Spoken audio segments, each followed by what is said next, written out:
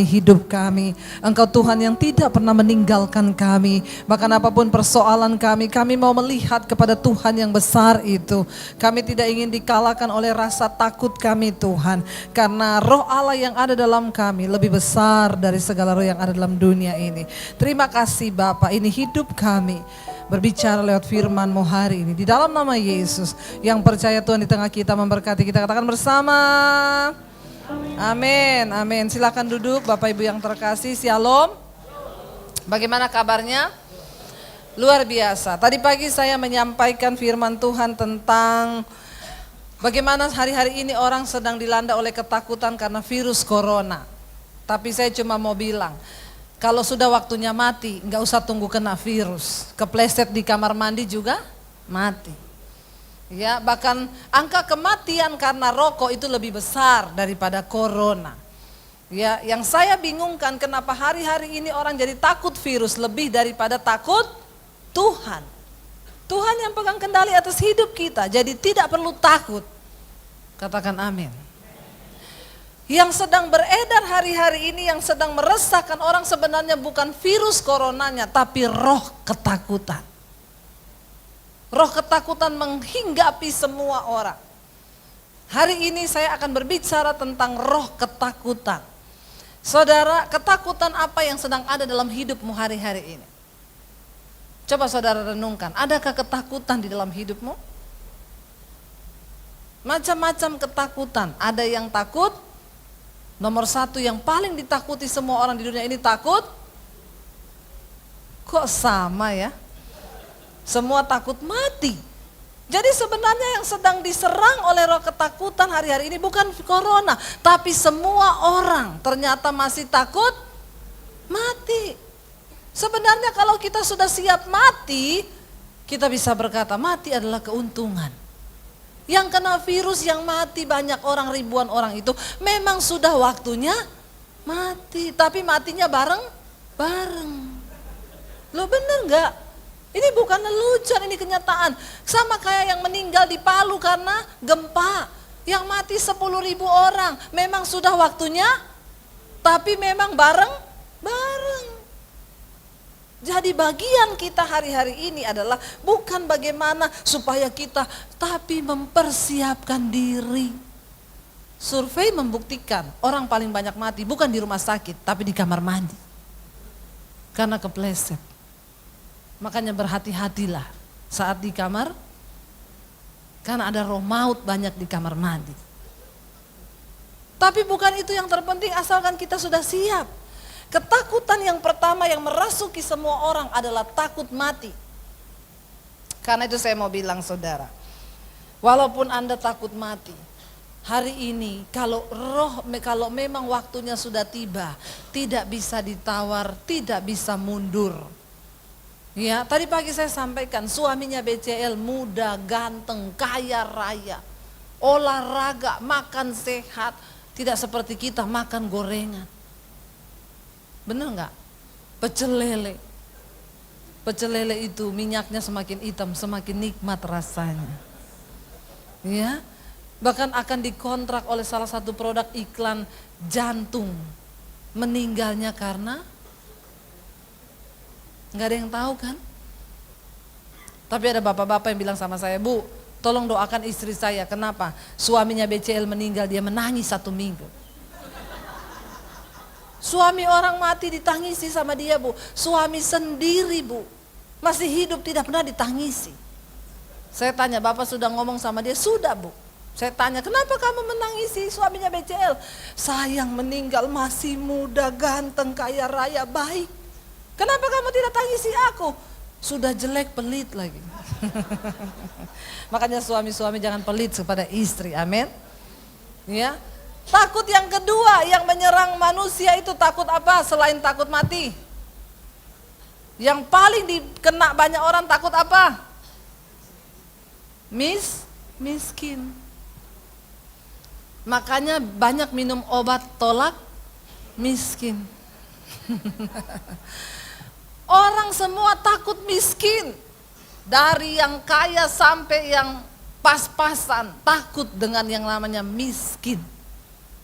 Padahal kita hidup bukan tergantung dari harta yang kita punya.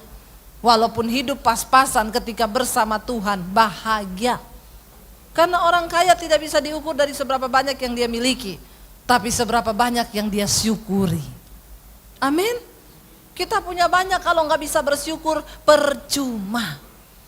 Ya, tapi kita walaupun punya apa adanya sedikit, waktu kita syukuri, kita sudah jadi orang kaya. Karena bukan berapa banyak yang kita punya, tapi berapa banyak yang bisa kita syukuri. Jangan hidup diperbudak oleh uang. Ya, memang uang tidak bisa beli segalanya, tapi segalanya butuh. Memang uang tidak dibawa mati, tapi nggak ada uang bawanya.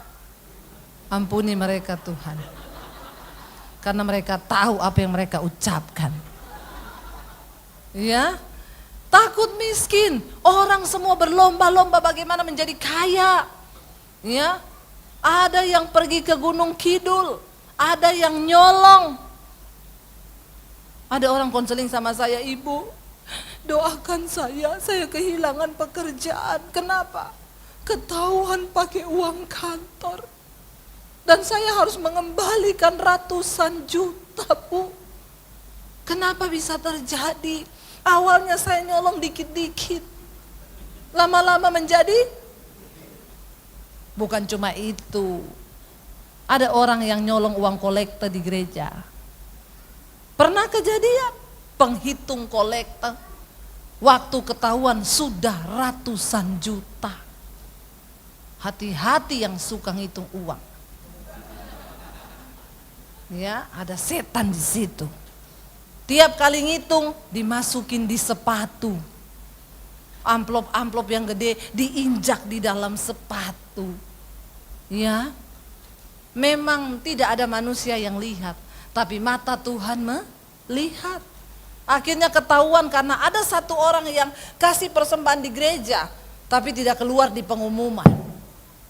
Dia kasih kode di situ. Kenapa nggak ada di pengumuman gereja uang yang saya kasih? Diselidiki, dilihat semua, ternyata ketahuan. Ya, lalu mengaku saudara. Akhirnya harus nyicil dan dia dipecat. Kenapa? Orang kepengen kaya, takut miskin. Alkitab berkata, cukupkan dirimu dengan apa yang ada padamu. Waktu kita merasa mencukupkan diri dengan apa yang ada, maka disitulah kita bisa memaknai dan mensyukuri apa yang ada. Kenapa orang bisa nyolong? Takut miskin. Kenapa? Karena gaya lebih besar daripada daya. Makanya saya bilang kemarin, ini khotbah saya lagi banyak beredar di TikTok. Orang mati bukan karena penyakit, tapi karena cicilan. Karena ada dua hal yang membuat jantung kita berpacu dengan cepat, jatuh cinta dan jatuh tempo. Makanya jangan banyak cicilan, biar tidak cepat mati. Saya kaget dikirimi TikToknya saudara, orang pakai jilbab, semua saudara niruin suara saya itu, puji Tuhan lah jadi berkat. Ya, jadi saudara jangan takut miskin, amin. Seberapa banyak pun uang yang kau punya tidak dibawa mati. Waktu kita mati nggak bisa juga pakai peti dari emas. Sehebat apapun mobil yang kau miliki dibawa ke kuburan cuma pakai ambulans. Jadi nggak usah lah. Lalu takut apa lagi? Takut mati, takut miskin, takut apa? Yang berikutnya takut setan. Ada yang masih takut setan sini? Angkat tangan yang takut setan. Ya, tidak usah takut setan karena sekarang setan itu sudah bilang manusia lebih setan dari. Ya, sampai setan yang takut sama kita. Selingkuh yang disalahin siapa? Setan. Setan bilang enak di lu, sial di gua. Ya, jadi nggak usah takut setan. Roh yang ada dalam kita lebih besar. Hidup seadanya saja. Percaya sungguh kepada firman. Oke saudara, hari ini kita akan belajar sama-sama. Mengapa kita perlu mengalahkan ketakutan? Kenapa? Mari buka sama-sama. 2 Timotius pasal yang pertama ayat yang ke-7. Mengapa kita perlu mengalahkan ketakutan? Ini baca sama-sama 1, 2, 3. Sebab Allah memberikan kepada kita bukan roh ketakutan, melainkan roh yang membangkitkan kekuatan, kasih dan ketertiban. Kenapa kita harus usir roh ketakutan dari dalam diri kita? Karena itu bukan dari Tuhan. Amin. Ketakutan bukan dari Tuhan. Karena itu kita perlu usir dari diri kita.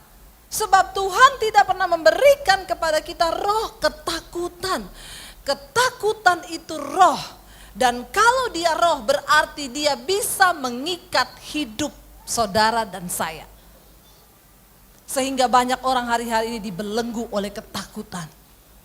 Pernah satu orang ibu datang kepada saya, Bu Debbie, doakan saya Bu. Mukanya tertekan, cemas luar biasa. Kenapa? Saya kena sakit ginjal Bu. Ya udah kita berdoa ya Bu ya.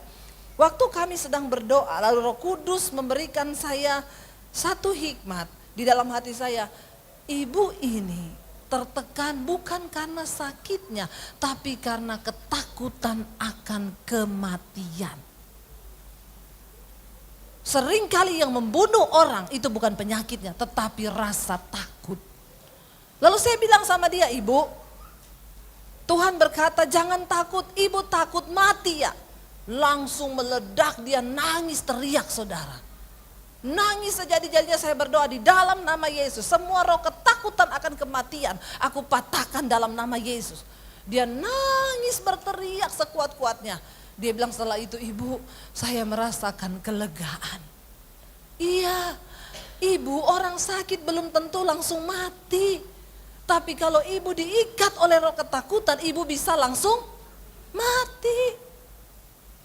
Ada orang-orang sakit kepala, aduh tumor ini. Padahal cuma sakit kepala saudara. Langsung iblis panakan ketakutan. Lihat keadaan dunia kayak begini. Aduh bentar lagi terjadi resesi. Aduh bagaimana pekerjaanku, bagaimana bisnisku. Waduh pasti goncang. Makanya saudara belajar mempercayai firman Tuhan. Banyak orang memperkatakan Mazmur 91. Nanti saudara lihat, bisa nonton di channel YouTube saya. Khotbah saya tadi pagi tentang Mazmur 91.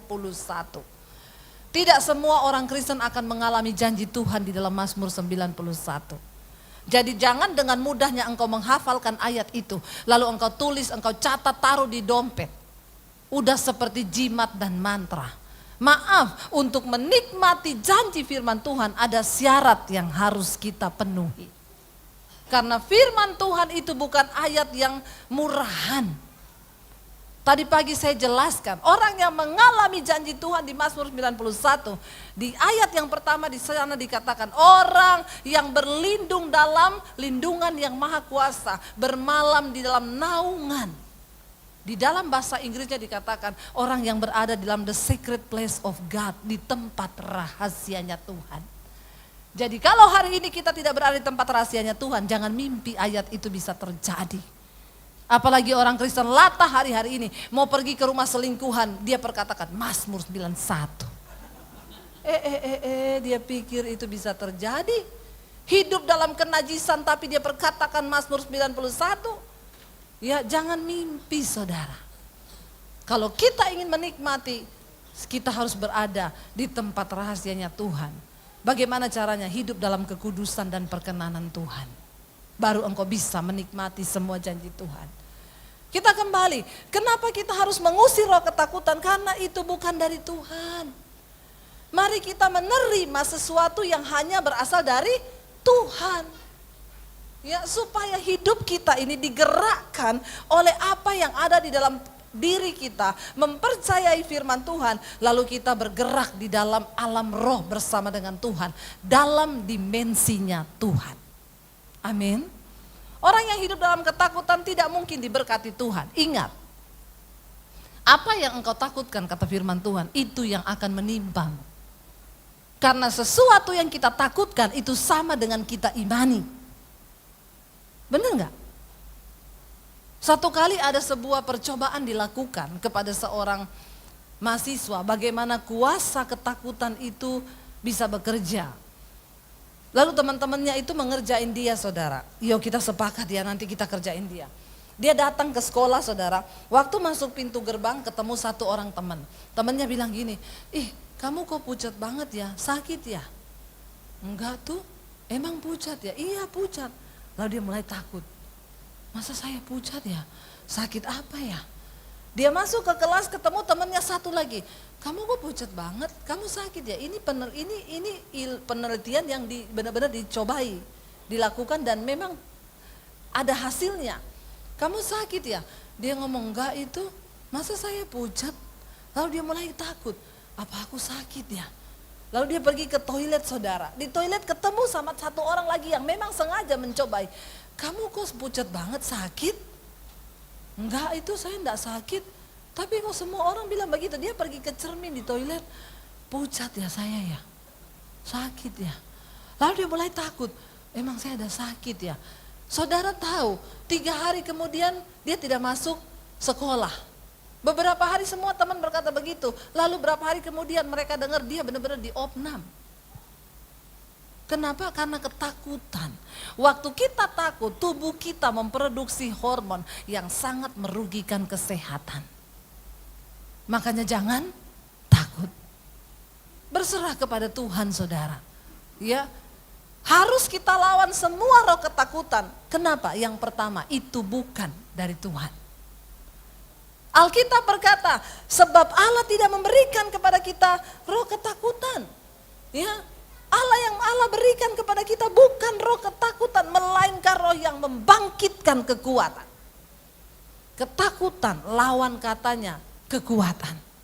Orang-orang yang hidup dalam ketakutan, mereka lemah dan tidak bisa punya kekuatan. Makanya tentara yang takut tidak mungkin memenangkan pertempuran.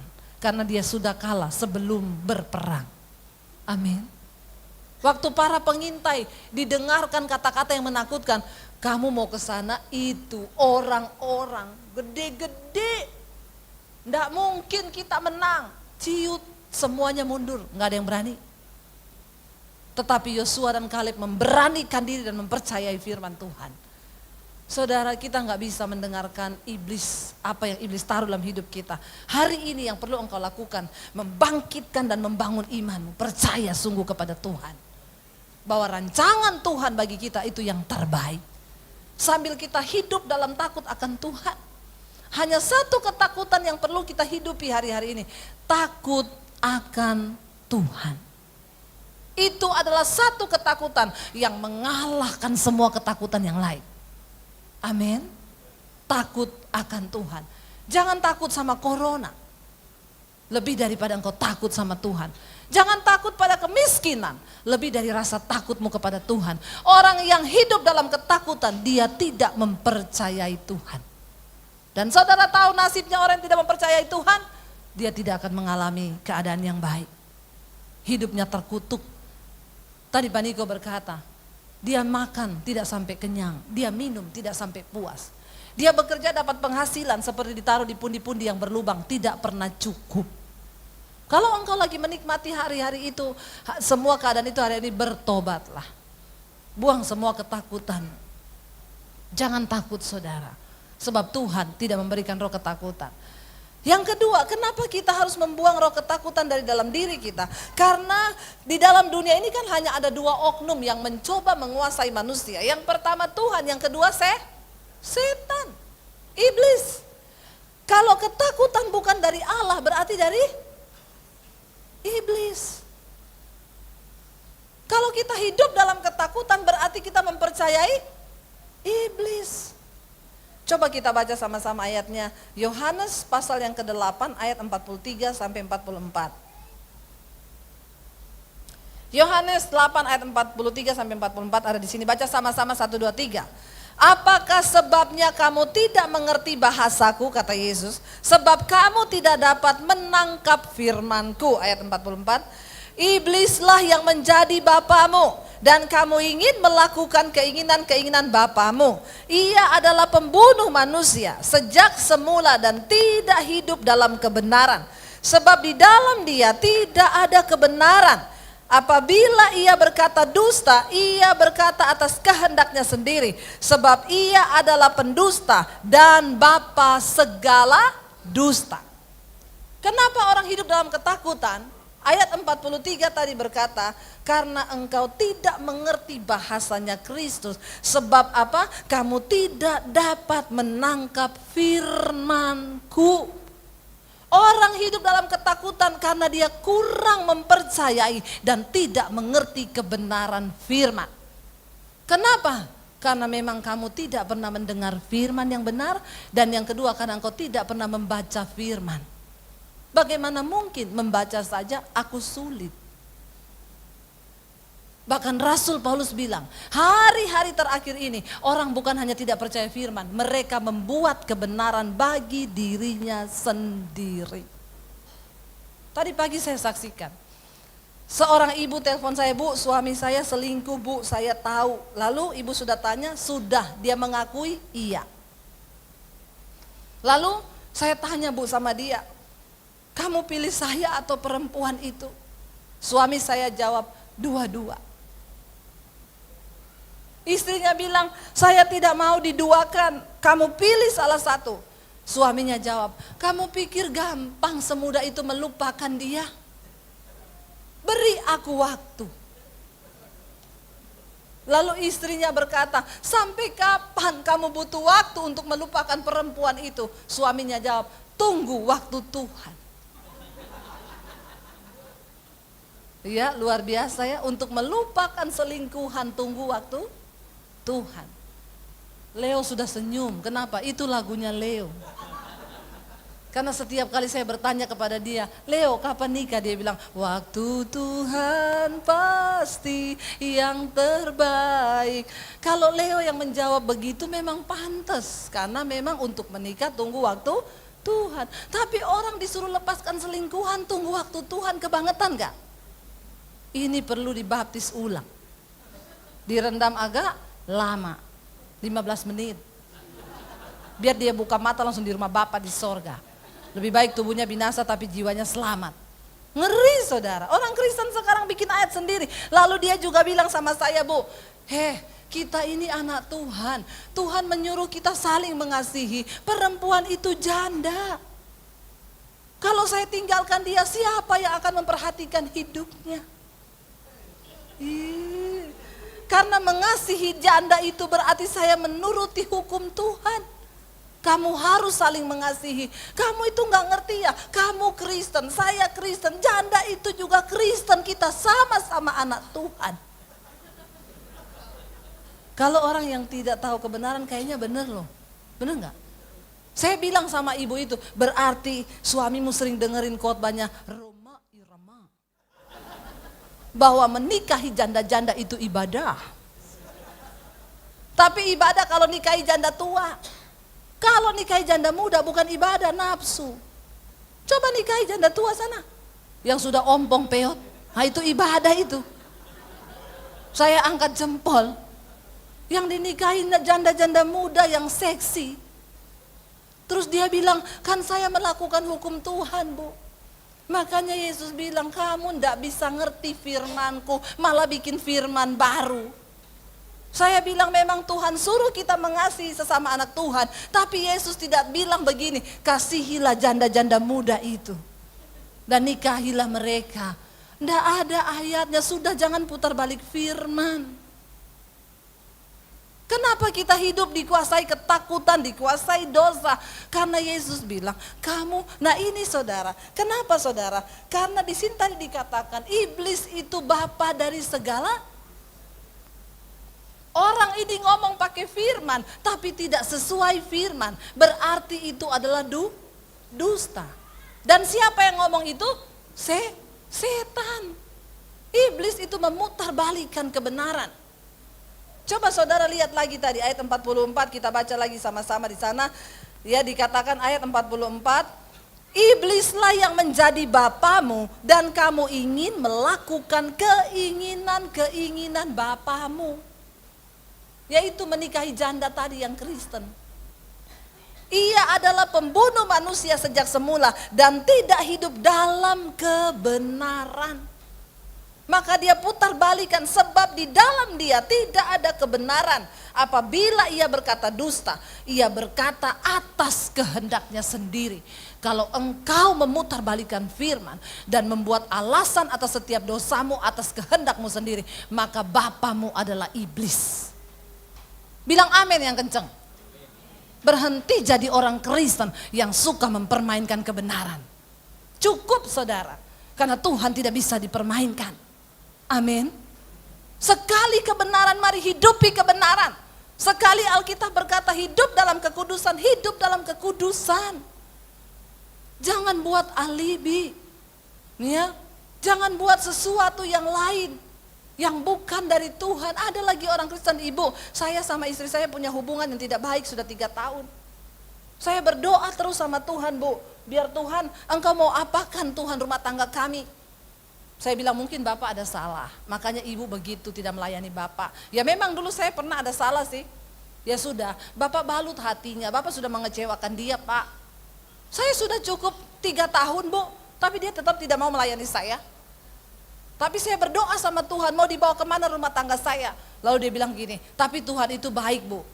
Oh iya, kenapa Pak? Saya pikir dia bilang Tuhan pulihkan. Tuhan baik, bu. Di dalam pergumulan saya, Tuhan jawab doa saya, dia kirim wanita lain. Ya Allah, subhanallah. Ada Tuhan kirim wanita lain. Saya bilang, Bapak, dalam nama Yesus, bukan Tuhan yang kirim, itu iblis. Enggak, bu, karena kan saya lagi bergumul buat rumah tangga saya. Dan wanita ini satu nasib sama saya, dia dicuekin suaminya. Jadi kami satu hati, satu nasib, satu perasaan. Saya bilang, satu tujuan neraka. Jangan memutarbalikkan firman. Ya. Kalau engkau mengucapkan sesuatu yang bukan dari Tuhan, itu iblis yang ngomong. Jangan perkatakan sesuatu yang tidak berdasar kebenaran firman Tuhan, saudara. Kenapa orang Kristen itu hidup dalam ketakutan dan memutarbalikkan firman? Karena ayat tadi 43, engkau tidak mengerti firman. Saya bersyukur lewat khotbah-khotbah saya di YouTube. Saya banyak dapat WA, ibu, sejak mendengar khotbah-khotbah ibu di YouTube, kami jadi mengerti kebenaran yang benar. Selama ini kami mendengar sesuatu yang kami benar-benar nggak ngerti, tapi saya nyesel kenapa saya baru ketemu channelnya ibu. Loh, tadi ada yang WA saya habis ibadah. Bu, saya orang Kristen, 60 tahun saya jadi Kristen. Saya ke gereja tiap minggu, bahkan saya pelayanan. Tapi saya hidup di dalam dosa, jatuh bangun. Setiap hari saya meneteskan air mata dan hanya pengen mengejar perkenanan Tuhan. Karena sudah terlalu banyak waktu yang saya buang, 60 tahun melakukan sesuatu yang tidak berkenan. Saya menyesal, bu. Dan ternyata benar karena dosa-dosa saya itu. Sekarang anak-anak saya rumah tangganya tidak berbahagia karena mereka mendapat kutuk dari bapaknya ini. Yang tidak hidup dalam kebenaran. Saya melakukan kenajisan, bu, berkali-kali saya menyakiti. Tapi saya tidak mengerti. Sejak saya mendengar khotbah-khotbah ibu, saya mulai mengejar kekudusan. Berapa bulan terakhir ini, ibu tolong doakan saya, apakah Tuhan masih berkenan menerima saya. Ibu tahu saya mengetik ini kepada ibu, air mata saya berlinang-linang. Saya nangis mendengar yang begitu, saudara. Saya bilang, Pak, sorga bersorak-sorai karena ada satu jiwa yang mau kembali melakukan apa yang berkenan di mata Tuhan. Itu yang Tuhan mau, jangan ditipu sama iblis. Banyak orang Kristen yang berkata kita dibenarkan bukan karena perbuatan kita, tapi hanya karena kasih karunia. Iya, itu berlaku ketika pertama kali kita terima Yesus. Tuhan memanggil saya bukan karena kebenaran saya, justru karena saya hidup di dalam dosa dan hidup saya kotor dan sampah. Dan Tuhan pungut saya, itu bukan karena kebenaran saya. Tapi ketika saya menerima Yesus sebagai Tuhan, saya menerima anugerahnya. Alkitab berkata, kerjakan keselamatan itu dengan takut dan gentar. Hiduplah di dalam takut dan gentar selama engkau menumpang di dunia ini. Takut akan Tuhan. Amin. Mari kita hargai anugerah Tuhan. Jangan dengarkan setan, saudara. Kenapa? Setan itu pendusta. Jangan mau ditabur roh ketakutan sehingga engkau hidup terbelenggu. Hari ini buang semuanya itu. Ya, buang semua yang menghambat kita untuk percaya kepada janji Tuhan. Minta supaya Tuhan berikan engkau hikmat dan pengurapan Roh Kudus supaya engkau mengerti firman, mengerti kebenaran yang hakiki itu. Amin.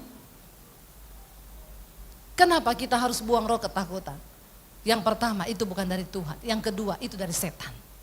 Jangan biarkan sesuatu yang dari setan hidup dalam diri kita. Lalu yang berikutnya, saudara,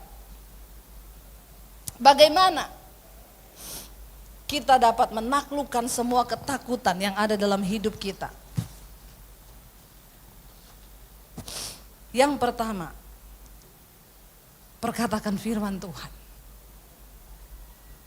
Apa yang pernah engkau alami bersama Tuhan, itulah yang menjadi modalmu untuk mengalahkan iblis. Mari kita lihat kisahnya sama-sama ketika Daud mengalahkan Goliat. 1 Samuel 17 ayat 32 sampai 36. 1 Samuel 17. Baca sama-sama 1, 2, 3. Berkatalah Daud kepada Saul, janganlah seorang pun menjadi tawar hati, karena dia, hambamu ini akan pergi melawan orang Filistin itu. Saudara, Goliat datang menebar roh ketakutan. Kenapa? Karena dia badannya besar. Dan ketika Goliat muncul, semua orang ketakutan. Mereka lupa bahwa Tuhan lebih besar daripada Goliat. Amin. Sebesar apapun masalahmu, ingatlah bahwa Tuhan lebih besar dari masalah kita. Saudara, Daud berkata, bagaimana caranya engkau mengalahkan ketakutan? Yang pertama, kalahkan ketakutan dengan perkataan positif firman Tuhan. Daud berkata kepada Saul, janganlah ada seorang pun menjadi tawar hati karena dia. Wow, di tengah semua orang Israel yang sudah gemeteran, karena melihat Goliat yang begitu besar, tiba-tiba ada seseorang yang muncul dan berkata, jangan ada yang tawar hati. Ada ibu-ibu yang telepon saya, ibu saya sudah menyerah. Kayaknya suami saya tidak mungkin bertobat. Saya bilang, ibu jangan perkatakan seperti itu perkataan setan. Berkata hari ini, aku percaya rumah tanggaku akan dipulihkan Tuhan. Waktu engkau percaya, maka Tuhan melakukan. Ketika engkau tidak percaya, maka tidak akan terjadi mujizat. Amin.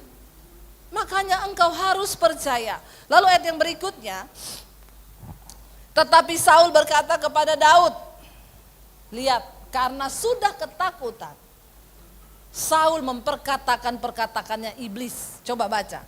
Saul berkata kepada Daud, tidak mungkin engkau dapat menghadapi orang Filistin itu untuk melawan dia, sebab engkau masih muda, sedang dia sejak dari masa mudanya telah menjadi prajurit. Roh ketakutan itu berjangkit. Waktu suami takut, maka istri takut. Waktu suami istri takut, anak-anak ikut takut. Coba saudara, kalau ada orang bilang gini, itu tempat ada setannya loh. Orang satu datang bilang, tempat itu ada setan. 2 orang, ada setan. Orang ketiga datang, 2 orang ini meyakinkan, itu tempat ada setan. Padahal mereka belum pernah lihat setan di situ. Tapi coba kalau orang bilang gini, ada setan. Lalu kita bilang, mana setannya? Amin. Kita sedang memperkatakan iman. Ya, saya pernah saudara, satu kali syuting di satu studio stasiun televisi. Lalu saya mau syuting yang kedua, Bu mau ganti baju? Iya. Di mana ya? Situ aja Bu, ada ruangan kosong. Terus gini, Bu, tapi hati-hati loh. Kenapa? Horor. Saya masuk saudara. Terekam itu kata-kata horor. Jadi saya sambil merinding-merinding, memang ruangannya itu gelap gulita tapi saya harus tutup pintu kan. Ya, saya lagi ganti baju, saya rasa ada bayangan hitam besar di belakang saya berdiri. Ya, merinding bulu kuduk saya pakai baju cepat-cepat saya lari. Lalu mereka bilang, ada apa ibu? Sudah mengalami kan? Kita di sini kalau syuting tengah malam bu, di kamera sering ada penampakan. Iya, iya. Saya pergi lagi ke ruangan itu. Oh, setan sudah menipu saya. Saya masuk lagi ke ruangan itu, saya bilang, di mana engkau setan? Kamu pikir saya takut? Roh yang ada dalamku lebih besar. Enggak ada tuh yang menampakkan diri. Kenapa saya merasa ada bayangan hitam besar? Karena saya sudah ditanamkan perkataan iblis, horor loh bu di situ. Lalu perkataan itu merasuk ke hati saya sambil ganti baju, horor loh di sini. Lalu tiba-tiba ada bayangan muncul di belakang saya lari ketakutan. Tapi waktu saya mengerti tipu daya iblis, saya masuk ke ruangan itu, saya berdiri lama, enggak ada apa-apa. Amin. Itu tipuan iblis. Ya. Jadi kalau engkau takut, perkatakan. Ya, lihat Saul, dia sudah kejangkit roh ketakutan dari orang Israel. Yang berkata, itu Goliat gede banget. Bahkan Saul berkata kepada Daud, enggak mungkin kamu bisa kalahkan dia, kamu masih anak kecil ingusan. Dia prajurit tiap hari kerjaannya latihan. Kamu apa? Enggak pernah latihan. Kerjamu cuma kambing gembala, kambing domba. Ayat yang berikutnya. Tetapi Daud berkata kepada Saul, hambamu ini. Bagaimana mengalahkan ketakutan? Ketika engkau punya pengalaman pribadi bersama Tuhan, itu menjadi modal engkau mempercayai Tuhan, karena aku pernah mengalami dulu. Daud bilang begini, hambamu ini biasa menggembalakan kambing domba ayahnya. Apabila datang singa atau beruang yang mau menerkam seekor dari domba kawanannya, maka aku mengejarnya. Singa dikejar, beruang dikejar, menghajarnya dan melepaskan domba itu dari mulutnya. Wow, enggak saudara? Ya. Kemudian apabila ia berdiri menyerang aku, maka aku menangkap janggutnya, lalu menghajarnya dan membunuhnya. Ternyata di padang dia menggembalakan, dia sudah punya pengalaman dengan Tuhan. Semakin banyak engkau menghadapi persoalan dan engkau melewatinya bersama dengan Tuhan, dan engkau melihat kemenangan, itu akan menjadi modal untuk engkau mempercayai Tuhan dan tidak ragu dengan janji kemenangannya. Karena itu ketika engkau sedang menghadapi sesuatu yang berat, Daud menghadapi singa dan beruang itu bukan tantangan yang mudah. Bagaimana mungkin seorang manusia bisa kalahkan singa dan beruang? Hei, tidak mungkin. Tapi bersama dengan Tuhan, Daud mengalahkan singa dan beruang itu. Engkau bisa menghadapi setiap persoalan berat di hidupmu. Semua cuma tergantung ketika engkau mau percaya sama Tuhan. Amin saudara. Percayai Tuhan. Ya, Daud bilang, aku merobek mulutnya, aku tarik janggutnya. Aku keluarkan domba dari mulutnya, lalu aku bunuh singa dan beruang itu. Ayat berikutnya saudara, baca sama-sama 1, 2, 3.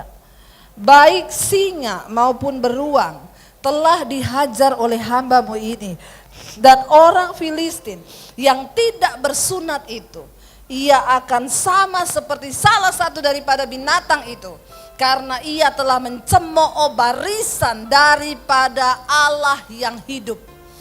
Waktu setan menakuti engkau dengan tipu dayanya, dia sedang mencemooh Tuhanmu yang besar. Karena itu jangan percaya. Engkau perkatakan firman Tuhan. Daud bilang apa? Nasibnya akan jadi sama seperti singa dan beruang. Kenapa? Karena dia mencemooh barisan Allah yang hidup. Daud punya keyakinan Tuhan yang lebih besar daripada Goliat. Amin. Lalu ayat berikutnya berkata, pula kata Daud, Tuhan yang telah apa? Melepaskan aku dari cakar singa dan dari cakar beruang. Dia juga yang akan melepaskan aku dari tangan orang Filistin itu. Kata Saul kepada Daud, pergilah, Tuhan menyertaimu. Langsung berubahkan omongannya Saul. Waktu dia dengar perkataan firman, saudara, engkau bisa mengubah keadaan, engkau bisa mengubah orang-orang di sekelilingmu waktu engkau datang dengan perkataan firman. Sekalipun dokter bilang sakitmu tidak mungkin sembuh, bagi Tuhan tidak ada perkara yang mustahil. Saya mau saksikan saudara, saya diundang pelayaran di Purwokerto. Saya ketemu dengan sepasang suami istri yang undang saya. Saya dijemput oleh anaknya, ya sudah selesai kuliah dan sudah bekerja. Lalu di jalan dia cerita, "Ibu, anak saya ini menurut perkiraan dokter dulu harusnya meninggal sejak di dalam kandungan." "Kenapa Pak?" "Saya punya anak kembar, lama kami menikah tidak punya anak, lalu kami berdoa, lalu istri saya hamil. Ketika hamil kami periksa ke dokter Bu, dokter bilang sebaiknya digugurkan. Kenapa? Karena ibu punya kista. Dan ada virus di dalam kandungannya ibu. Itu virus yang ada di kucing. Ya, dan kalau orang hamil ada virus itu, biasanya tidak bisa hamil orang kalau ada virus itu. Tapi ini ibu hamil. Dan sebenarnya ibu ada kista. Sebenarnya nggak bisa hamil. Cuma saya bingung kenapa ibu hamil dan ini anak kembar. Jadi sebaiknya ibu gugurin. Karena anak ini lahir akan cacat. Dia dan suaminya menyatukan imannya, enggak. Kami tidak akan gugurkan anak ini karena kami tahu kalau Tuhan sudah beri anak itu anugerah. Mereka menjalani dengan iman. Dan benar anak itu lahir. Waktu anak itu lahir, sekitar usia 3 bulan, anak ini tidak bergerak-bergerak seperti bayi lain yang sudah bisa yang sudah bisa tengkurap. Itu cuma diam begini dan kepalanya membesar, dua-dua. Lalu dibawa ke dokter yang tangani anak ini 3 dokter ahli. Ahli syaraf, ahli virus, sama satu tuh ahli apa tuh saya lupa. Jadi 3 dokter ahli, 5 dokter sama dokter anak dan dokter umum. Dokter itu bilang, "Ibu, anak ibu ini karena virus itu terus bekerja di otaknya. Jadi anak ibu akan mengalami kelainan seperti anak-anak yang memang mengalami virus ini dari dalam kandungan. Kepalanya akan membesar." Saudara pernah lihat ya anak-anak yang kepalanya gede banget? Ya, itu karena virus. Ya. Dan dokter bilang, "Bapak lihat otaknya, scan otaknya anaknya Bapak." Jadi di foto saudara, dia lihatkan saya fotonya. Ini otak yang sehat Pak, warnanya itu cerah. Ini otaknya Bapak, anaknya Bapak sudah hitam dan mengkeret. Jadi virus itu menyerang otak dan otaknya ini mengkeret, makanya anaknya Bapak nggak bisa tengkurap dan tidak bisa gerak. Dan nanti makin lama kepalanya akan membesar dan dia cuma bisa tidur terlentang begini dengan kepala yang besar, tidak bisa apa-apa. Kalau anak Bapak sudah menginjak umur 1 tahun, kepalanya terus membesar, nanti kita akan pasang selang untuk mengeluarkan cairan dari otaknya, dari kepalanya, itu akan dibuang. Dan selang itu akan diganti setiap tahun. Dan selang itu belum ada dijual di Indonesia, itu pesan dari luar. Stres enggak saudara? Stres. Ibu itu bilang, "Saya terpukul Bu Debbie luar biasa." Kenapa? Karena saya punya teman anaknya begitu Bu. Memang gak bisa apa-apa, kepalanya gede di tempat tidur. Lalu dari dokter ahli virus, ahli ini kasih obat antibiotik. Obat segini setiap hari anak ini saudara dari bayi. Harus diminumin obat-obat ini. Ya, dia bilang bayangkan ibu, dan saya tanya dokter, "Dok, obat ini menyembuhkan?" Tidak. Hanya untuk menahan saja, tapi nggak bisa sembuh. Lalu suami istri ini diproses Tuhan. Saudara tahu mereka ini, papa mamanya, dulu bapak itu, suaminya itu, orang tuanya itu mantri. Ya, dulu kan mantri ya. Istrinya itu bidan, jadi mamanya bidan, bapaknya mantri. Jadi bapaknya itu mantri, punya buku obat di rumah. Buku obat setebal ini. Bapak itu ngomong, "Bu, semua tetangga saya kalau sakit itu datangnya ke saya Bu. Saya yang kasih tahu obatnya apa, karena saya punya buku. Saya sakit apa tinggal saya cari di buku itu. Oh obatnya ini. Oh ini obatnya." Tapi waktu anak saya kena sakit itu, dia diminumin obat dan dokter bilang itu obat tidak menyembuhkan, hanya untuk menahan. Mereka berdua syok dan benar-benar tertekan. Ya. Tiap hari memikirkan bagaimana anak itu kepalanya jadi besar. Istrinya bilang, "Ibu, saya menangis memikirkan anak saya yang kembar nasibnya kayak anak teman saya." Dan memang kepalanya makin besar. Sampai satu kali istrinya membaca firman Tuhan dan dia mengimani firman itu. Bahwa Tuhan itu penyembuh dan manusia hidup itu oleh karena iman. Suaminya cerita sama saya, ibu tahu satu kali istri saya bu sore-sore tiba-tiba berdiri dari tempat duduk. Dia teriak, dia datangi saya, pegang bungkusan obat yang banyak itu, dia bilang gini, Mas, suaminya kaget. Kenapa? Manusia hidup itu bukan karena obat tapi karena Tuhan. Anakku hidup bukan karena obat tapi karena iman. Dia pergi keluar rumah, di belakang ada halaman kosong. Dia lempar itu obat ke halaman kosong. Dalam nama Yesus, anakku hidup karena Tuhan. Suaminya syok. Nanti malam anakku minum obat apa? Kenapa dibuang? Suaminya bilang, Bu, malam itu saya sempat takut nanti anak saya minum apa. Mereka berdua akhirnya mulai mempercayai Tuhan, anaknya gak minum obat. Saudara, waktu saya ketemu itu anak dua sudah kerja di bank. Mereka lulus cum laude. Kok gak wow? Wow. Iya, waktu kita mempercayai Tuhan. Sebenarnya memang Tuhan bisa gak bikin mujizat? Bisa. Tapi seringkali yang menghalangi itu karena ketidakpercayaan. Lalu dia mengimaninya, saudara. Dan dia melihat, lalu bapak itu bilang, ibu, gak lama setelah itu saya kena sakit. Waktu periksa ke Jakarta, dokter vonis saya positif, kena kanker usus besar. Maaf bu, sampai pada tingkat keadaan saya sudah tidak bisa makan, saya sudah tidak bisa buang air besar. Saya sudah kesakitan, saya berdoa di situ. Tuhan, apakah saya harus ke rumah sakit? Lalu saya mendengar jawaban Tuhan, tidak. Saya dapat penglihatan, saya melihat tubuh saya di rumah sakit, didorong pakai dorongan jenazah, ditutupi kain putih. Tuhan bilang, kalau engkau pergi ke sana, itulah nasibmu. Lalu dia mulai berdoa, Tuhan, apa makanan yang harus saya makan? Dia bilang, saya buka satu buku renungan, Bu. Ketika saya pas buka di tengah, bukan firman yang saya dapat, tapi tulisannya begini, makanan sehat yang harus Anda makan. Di situ ditulis makanlah buah-buahan dan sayur. Dan sejak saat itu Bu, saya tiap hari tidak makan apa-apa, cuma buah dan sayur, di blender, di apa, sembuh. Dan sekarang dia melayani Tuhan bersama istri dan keluarganya. Wow, enggak saudara? Kalau saudara mau dengar kesaksiannya, tolong lihat di channel YouTube saya. Debbie Basjir TV. Saya bukan iklan, tapi rugi kalau engkau tidak menyaksikan kebesaran Tuhan. Di situ ada foto-foto anaknya yang sudah dewasa, dari mereka masih bayi. Saudara lihat saja judulnya di situ, saya membuang semua obat. Coba saudara lihat, ya. Kenapa orang harus menyaksikan kasih Tuhan supaya engkau belajar percaya? Ini jamnya sudah selesai. Saya tadi sudah bilang kepada diri saya berkhotbah sampai jam 8 lebih 15. Karena jam 8 lebih 15 itu berarti 45 menit. Sekarang saya sudah 1 jam. Sudah kelebihan banyak waktunya. Tapi enggak apa-apa ya. Mau sampai jam berapa?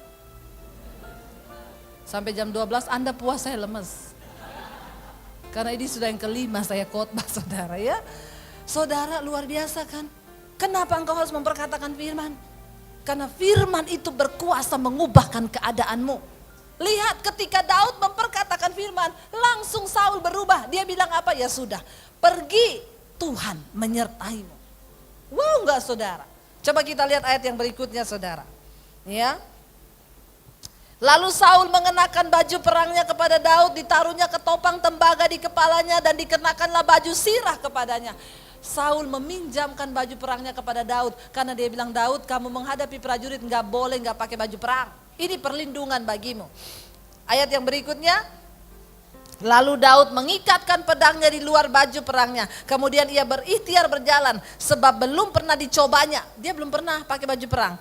Maka berkatalah Daud kepada Saul, aku tidak dapat berjalan dengan memakai ini sebab belum pernah aku mencobanya. Kemudian ia menanggalkannya. Jangan coba sesuatu yang belum pernah Anda alami kuasanya. Nggak usah cari dukun, nggak usah cari orang pintar. Nggak usah coba dengan kekuatanmu, tapi percaya kepada kekuatan Tuhan.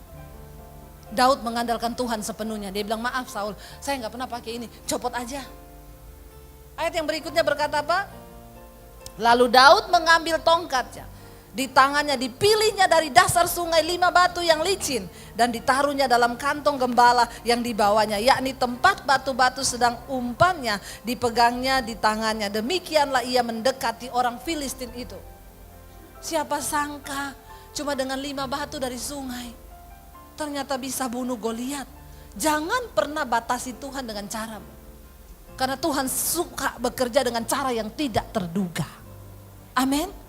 Bagian kita mempercayai saja. Nggak usah mendikte Tuhan. Tuhan harusnya begini. Udah copot semua.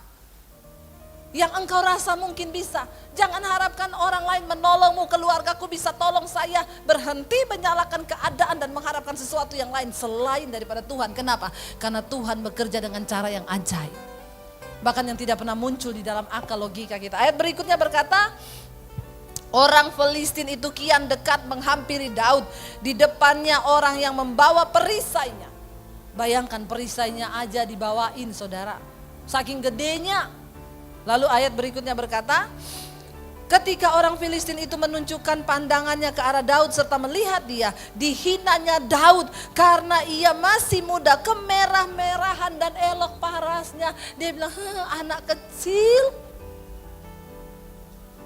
Tuhan bisa memakai siapa saja. Bukan cuma hamba Tuhan, Anda pun bisa dipakai Tuhan dengan luar biasa. Waktu engkau percaya sungguh kepada Tuhan. Berikutnya kita baca, orang Filistin itu berkata kepada Daud, anjingkah aku, maka engkau mendatangi aku dengan tongkat.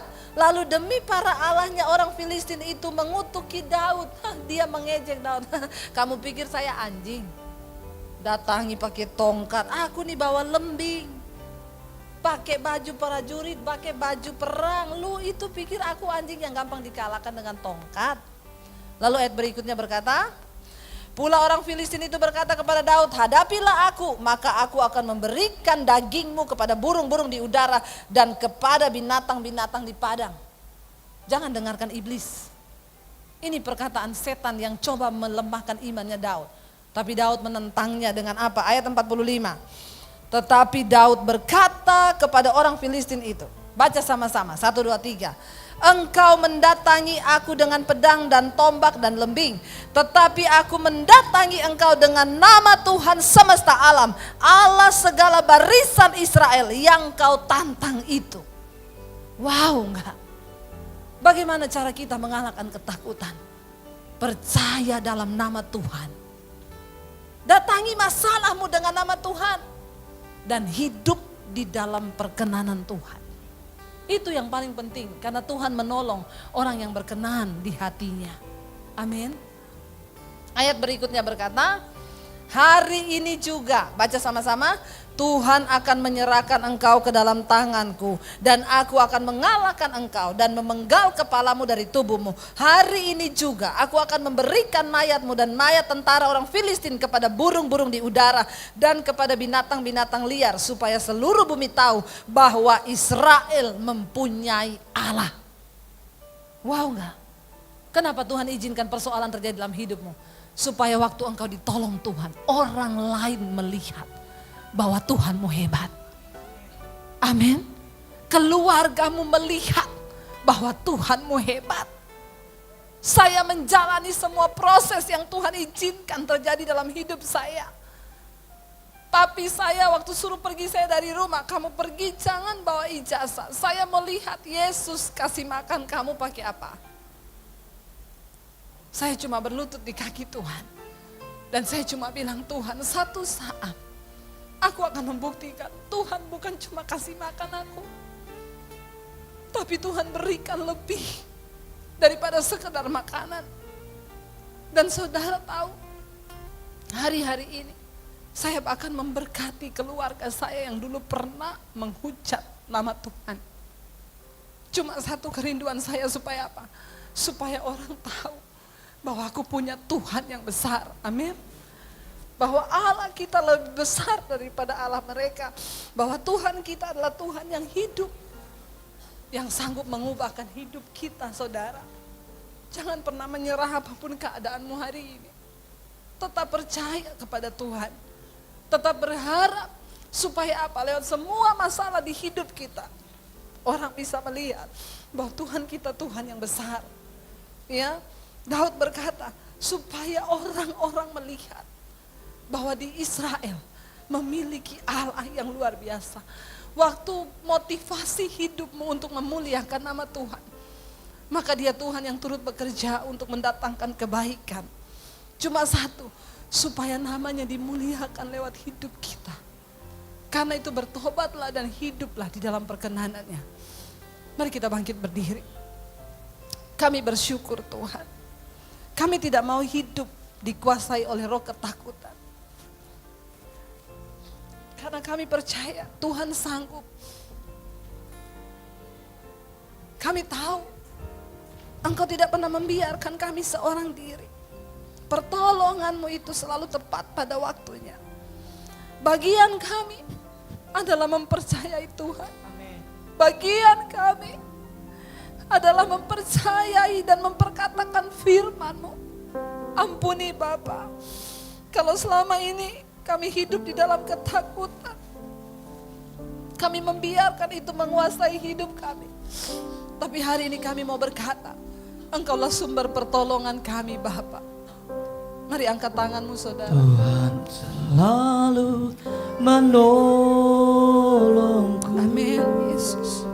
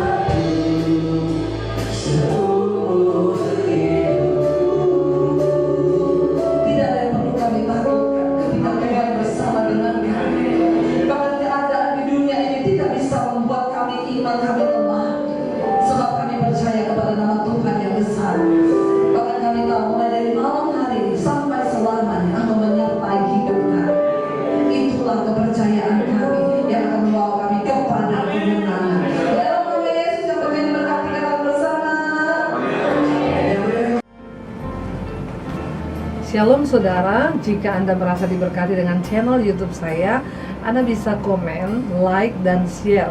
Dan jangan lupa tekan tombol subscribe dan juga tombol lonceng agar Anda mendapat pemberitahuan setiap kali saya mengupload video-video yang baru. Ini sangat penting buat channel ini saudara, supaya banyak orang juga diberkati dan channel ini boleh juga terus berkembang dan menjadi berkat buat banyak orang. Terima kasih, Tuhan memberkati. Selalu menopangku di saat jalan terasa buntu. Cahayamu Tuhan selalu terangiku. Mujizatmu masih terjadi tiap hari, selalu terjadi. Mujizat